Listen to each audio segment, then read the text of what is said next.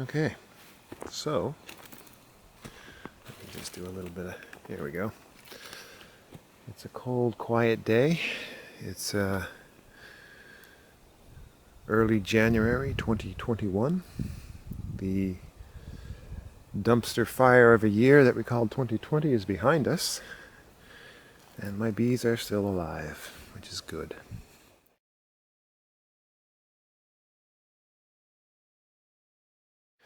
These are two colonies that I have out on a farm on the edge of a field by a farm here in Newfoundland, on the east coast of Newfoundland. And I got the sun right over the horizon there, right over the trees, which is nice. These bees get a pretty good amount of sunshine for most of the winter and most of the summer. A little bit less in the winter. You can see the sun's over there and there's trees over there, so they're not getting a full blast. It'd be great if they were over there, actually, but anyway. Yeah, so what's the deal here today? It's quiet and it's cold, and I haven't really done much with my hives this year so far, like preparing them for winter. In fact, I've done hardly anything. For the first time in 10 years, I've just sort of gotten a little bit lazy with my beekeeping, and just sort of said, yeah, whatever. I think they're okay anyway. I'm not being negligent. I just think they're fine without my messing with them too much. Some of them still have, some of them still need a bit of a 1/4-inch mesh on the bottom of the bottom entrances to keep the shrews out. These ones are okay. And but none of them have any insulation or any wrap. All my hives are painted black, top to bottom. And most of those, I think that's working out okay. It's working out fine for the hives that are in a well-sheltered area that get a bit of sun throughout the day. But these hives, these two particular hives, they get hit with some heavy winds in the wintertime. So I'm going to wrap them up. I used to wrap my hives with black roofing felt, and you can use a variety of materials similar to roofing felt, but just something black. It gives them a little bit of heat when the sun shines on them, but it also creates a windbreak so that the bees aren't directly battered by the freezing winds all winter long. And they don't need to be warm. They just need to be warm enough that they can move between frames of honey and eat as they slowly eat their honey throughout the winter. And that's all it is. It's really not, they don't need to be coddled. They don't need to be completely wrapped up and warm all the time. They don't need to be warm at all. They could be cold all winter long, which would be great. I don't like warm winters, actually, because the bees tend to eat through their honey too quick. So anyway, that's what's going on with these hives. That's generally where I'm coming from, whatever, theoretically or whatever. But I haven't wrapped these hives, and I'm planning, and because they are in a bit of a windy area, I am going to wrap them with something, but it's not going to be black roofing felt. I'm going to wrap them with bubble wrap.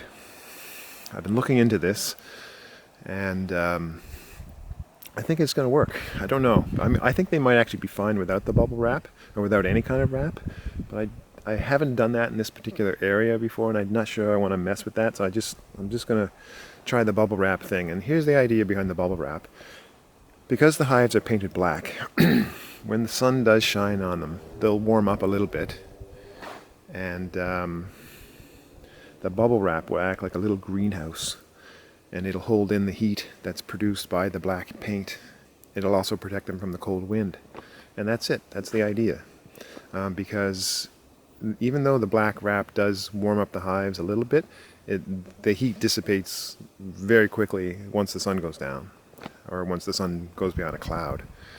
So the wrap will hold the heat in better, and it shouldn't, and I don't think it'll hold in moisture though, because it's transparent. There's an aspect of that I think will actually, it should keep the hives dry, because the problem with wrap, especially in a cold, damp place like Newfoundland, it tends to hold in moisture, and then you end up just getting roofing felt that's just soggy, moldy, wet mess.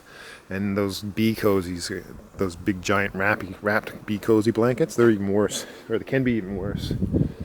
So I don't think that's a problem. I don't think that'll be an issue with the bubble wrap. So we'll see. That's the plan anyway. So they've got a fresh coat of paint on them right now today because some of the paint wore off.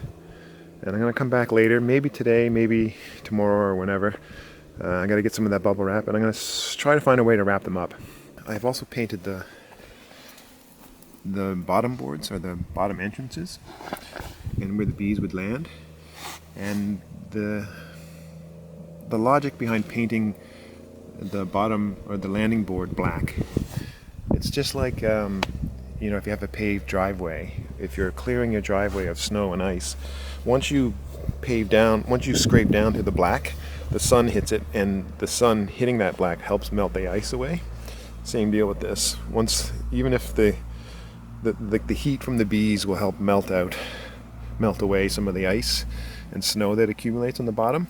But because of this is all painted black around it, once the sun hits it too, it'll help accelerate that melting away of the ice and snow. So that's the idea behind that. Having paint all around like that, it's not the catastrophic thing that some people seem to think it is. The bees can handle a little bit of paint. It dries up really quick. It's not inside the hives, it's just outside on the bottom board, and it should be fine. The other thing I need to do with these hives, and all of my hives this year, is I haven't done any kind of insulation at all. Most of them just have a inner cover and a ventilation rim up top, and I've got a piece of hard insulation sitting over the inner cover hole inside the hives, and that's it. So there's really no insulation going on, but that's a lot like my battery just died, so I don't know what I was just talking about when the battery died. So most of my hives have an inner cover with a ventilation rim, and there's no insulation at all. And that's a similar setup to what some people will refer to as the DE hive. D as in Douglas, and E as in the letter E, as in Ernie. The DE hive is basically, it has an inner cover similar to this, and it's got a ventilation rim, not exactly like that, but like this. And then it has this big box on top of it like this. I got a real mixture of things going on here.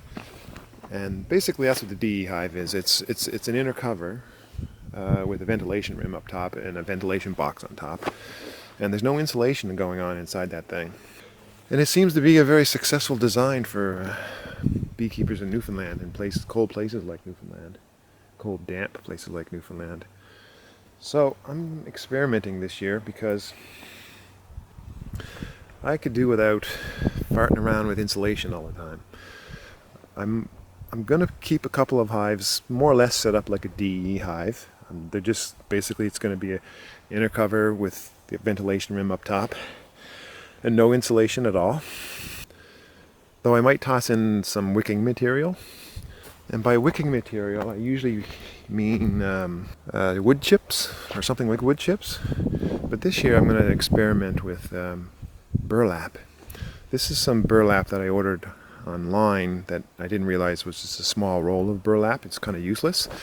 But I have another pack which is huge. It's large.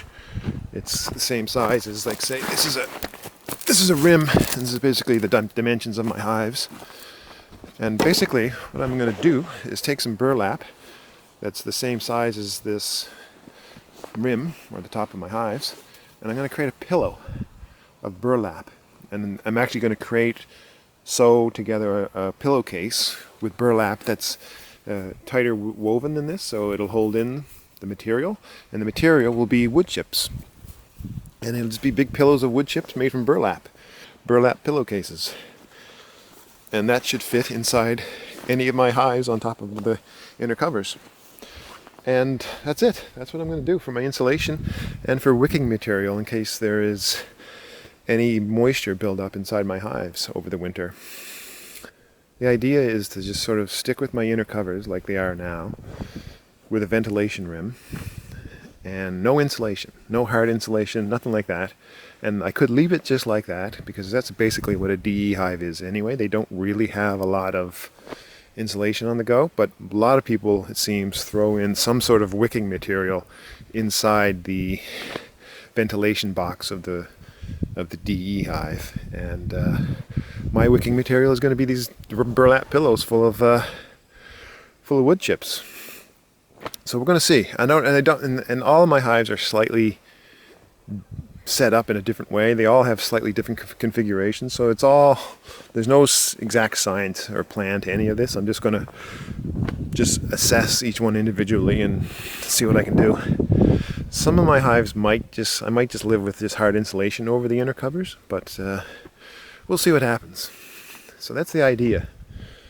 These hives are painted black. They're going to have bubble wrap around them, and then I'm going to put some burlap pillows full of wood chips over the tops, over the inner covers, where they have ventilation rims that will allow any excess moisture buildup to evaporate outside the hives.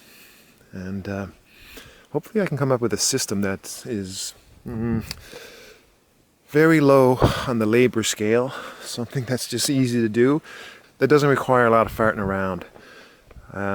Because I have a full-time job that isn't beekeeping, and that doesn't allow me to get, quick access to the hives, any time of the day, I just need things that are quick and easy and effective.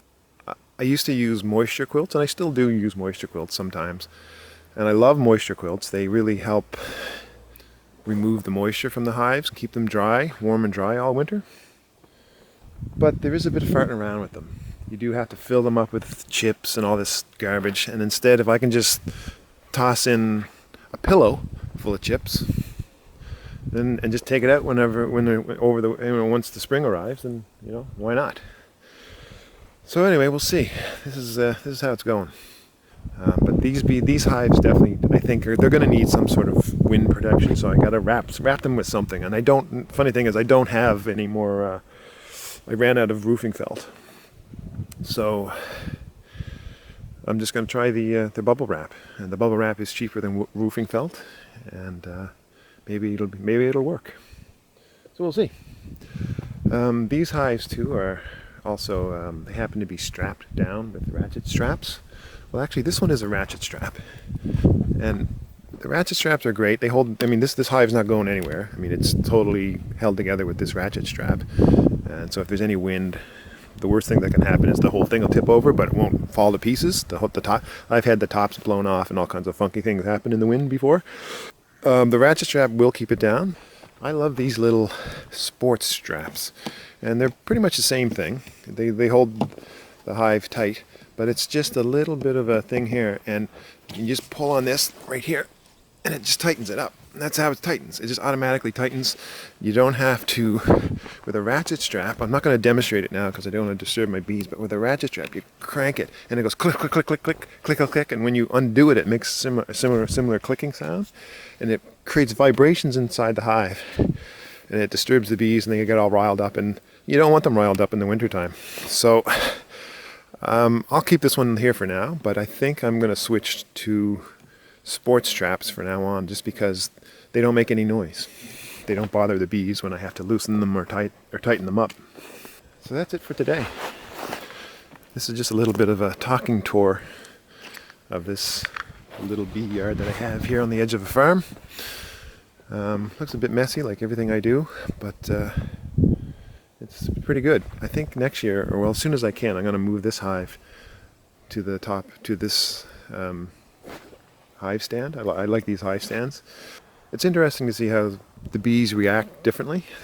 Like for instance, this hive, the bees are clustering way down below. They're just totally right down to the bottom of the hive. They got tons of honey up top, but they're nowhere near the top. Whereas these bees are clustering in the top. But last year I blocked all of my top entrances before the winter. And all the bees clustered well below their honey, right down to the bottom, and slowly worked their way up, and they came out of the spring beautifully. So I wish I'd done that with all my hives this year, but I didn't. So anyway, that's it for today.